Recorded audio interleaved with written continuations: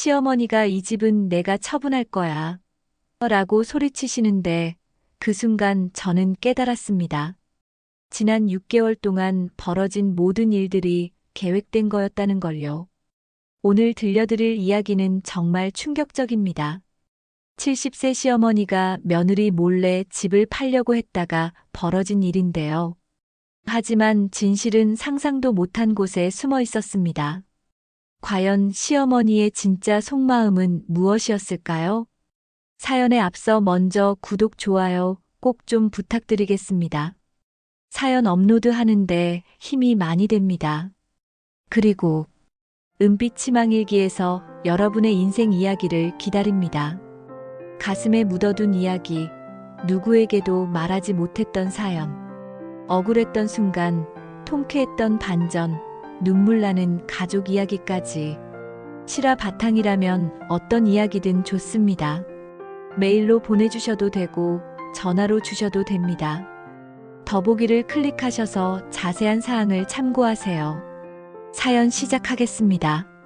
제 이름은 김순희, 올해 67세입니다. 시어머니와 함께 산 지 벌써 35년이 됐거든요. 그동안 큰 갈등 없이 잘 지내왔다고 생각했는데 6개월 전부터 뭔가 이상한 일들이 벌어지기 시작했어요. 어느 날 아침 시어머니가 순이야, 부동산에 한번 나가보자 라고 말씀하시는 거예요. 저는 어머님, 왜 갑자기 부동산에요? 라고 물었죠. 시어머니는 그냥 시세나 알아보자 라고 대답하셨지만 표정이 어딘가 어색하더라고요. 이때까지는 정말 평범한 일인 줄 알았거든요. 그런데 며칠 후 첫 번째 이상한 일이 벌어졌습니다. 새벽 5시쯤 화장실에 가려고 일어났는데 시어머니 방에서 불빛이 새어 나오더라고요. 살짝 들여다보니 시어머니가 서랍을 뒤지고 계셨어요. 등기부등본이며 인감증명서며 온갖 중요한 서류들을 꺼내서 정리하고 계시더라고요. 그런데 여기서 더 놀라운 걸 발견했어요. 다음 날 시어머니가 외출하신 사이에 방을 정리해드리다가 책상 서랍에서 뭔가를 발견한 겁니다. 부동산 계약서 초안이었거든요. 그런데 매도인 명의가 시어머니 혼자였어요. 35년 동안 함께 살면서 집 명의는 공동으로 되어 있다고 생각했는데 말이죠. 그 순간 제 등골이 서늘해지더라고요.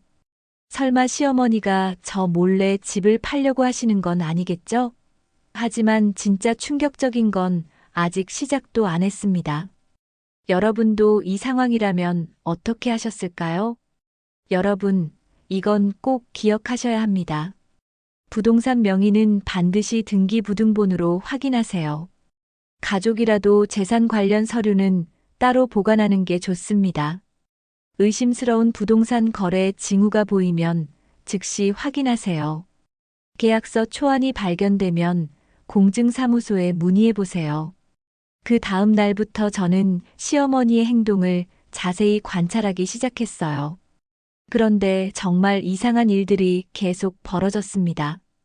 평소에 절약하시던 시어머니가 갑자기 제게 순이야 용돈 좀 쓰라고 하시면서 10만 원을 주시더라고요. 처음엔 좋은 마음인 줄 알았는데 지금 생각해보니 뭔가 미안한 마음이 있으셨던 것 같아요. 그리고 시어머니가 순이야, 너는 친정에라도 다녀와라 라고 말씀하시면서 저를 자꾸 집에서 내보내려고 하시더라고요. 저는 어머님, 왜 갑자기 그러세요? 라고 물었지만 시어머니는 그냥 혼자 있고 싶어서 라고만 하셨어요. 어느 날은 친정 엄마한테 엄마 어머님이 자꾸 나보고 친정에 다녀오라고 하세요. 라고 말했더니 친정 엄마가 그럼 진짜 이상한데? 평소에 며느리 친정 가는 걸 그렇게 싫어하시던 분이 라고 하시더라고요. 그때부터 정말 수상하다고 생각했어요. 하지만 제가 놓친 게 하나 더 있었거든요. 시어머니가 몰래 전화 통화를 하시는 소리를 들었는데 평소에 목소리가 크신 분인데 그날은 유난히 작은 목소리로 말씀하시더라고요. 전화 너머로 시어머니가 네, 맞습니다. 빨리 처리해 주세요. 라고 말씀하시는 걸 들었어요. 그리고 그 사람한테는 절대 말하지 마세요. 라고 덧붙이시더라고요. 그 순간 저는 확신했습니다. 분명히 뭔가 숨기고 계시는 게 있다고 말이죠. 그런데 바로 이때 예상치 못한 일이 벌어졌어요. 제가 증거를 잡게 된 겁니다. 여러분, 이 부분을 놓치시면 안 됩니다. 친구분이 저한테 전화를 하셨거든요. 순이야, 너희 어머님이 부동산 중개사무소에서 집 사진을 찍고 계시더라. 나도 깜짝 놀라서 인사드리려고 했는데 어머님이 못 본 척 하시더라고. 라고 말씀하시는 거예요. 바로 그 부동산으로 달려갔습니다. 그런데 정말 충격적인 장면을 목격했어요. 시어머니가 중개사와 이번 달 안에 무조건 팔아야 해요. 한 푼이라도 더 받을 수 있으면 좋겠고요. 라고 말씀하고 계시더라고요. 중개사는 어르신, 그런데 가족 동의는 받으셨나요? 며느리분도 계시다고 들었는데. 라고 물었고, 시어머니는 그건 제가 알아서 할 일이에요. 일단 매물부터 올려주세요. 라고 단호하게 말씀하셨습니다. 그때 저는 정말 화가 났어요. 35년 동안 이 집을 지켜온 게 저인데 어떻게 이럴 수가 있나 싶었거든요. 그래서 그 자리에서 어머님 하고 불렀어요. 시어머니는 저를 보시더니 얼굴이 하얗게 질리시더라고요. 집으로 돌아오는 길에 시어머니는 한마디도 안 하셨어요. 저도 너무 화가 나서 말을 걸 수가 없었고요. 그런데 집에 도착해서야 시어머니가 순이야, 미안하다. 라고 말씀하시는 거예요. 저는 어머님 35년 동안 함께 살았는데 이럴 수가 있나요? 왜 저한테는 한마디 말씀도 안 하시고 혼자 집을 팔려고 하세요? 라고 따져 물었어요. 시어머니는 잠시 망설이시더니 사실은 할 말이 있다. 라고 하시더라고요. 아직 끝이 아니에요. 진짜는 지금부터거든요. 시어머니 입에서 나온 말은 정말 상상도 못한 것이었거든요. 여러분, 이런 상황 꼭 기억해 두세요. 부동산 매물 등록은 소유주만 가능하니 명의를 확인하세요. 가족 간 부동산 거래도 법적 절차는 동일합니다. 의심스러우면 해당 중개사무소에 직접 확인해 보세요. 그날 저녁, 드디어 시어머니와 마주 앉아서 이야기를 나눴습니다. 시어머니는 잠시 당황하시더니 순이야 사실은 라고 말문을 트셨습니다. 그 순간 온몸에 소름이 돋았어요. 시어머니가 병원에서 큰 수술을 해야 한다고 했어. 수술비가 5천만 원이나 든다는데 다른 방법이 없었어.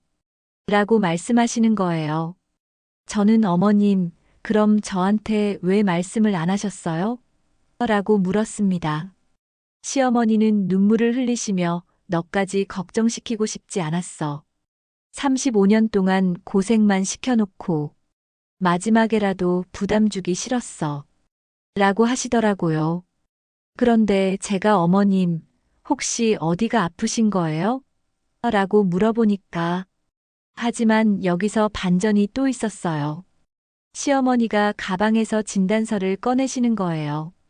그런데 그 진단서를 보는 순간 저는 깜짝 놀랐습니다.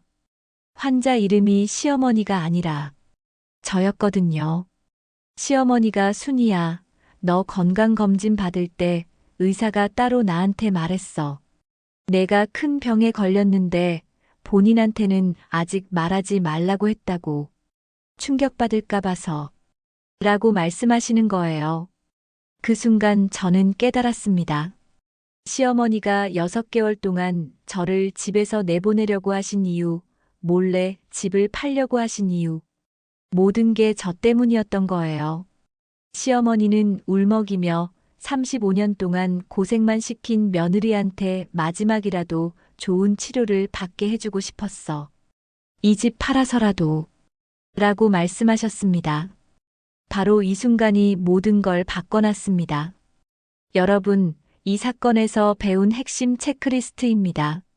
가족의 이상한 행동에는 반드시 이유가 있습니다. 의료진과 가족 간 소통은 투명하게 해야 합니다. 오해가 생겼을 때는 직접 대화로 풀어야 합니다. 사랑하는 마음도 때로는 오해를 불러올 수 있어요. 결국 저희는 함께 병원에 가서 정확한 검사를 받았습니다. 다행히 초기 발견이어서 큰 수술 없이도 치료가 가능하다고 하더라고요. 지금은 시어머니와 더욱 돈독해져서 함께 치료받으면서 지내고 있습니다. 여러분, 이런 상황이라면 어떻게 하시겠어요? 댓글로 여러분의 생각을 들려주세요. 구독, 좋아요 해주시면 더 좋은 사연 업로드 즉시 보실 수 있게 해드리겠습니다.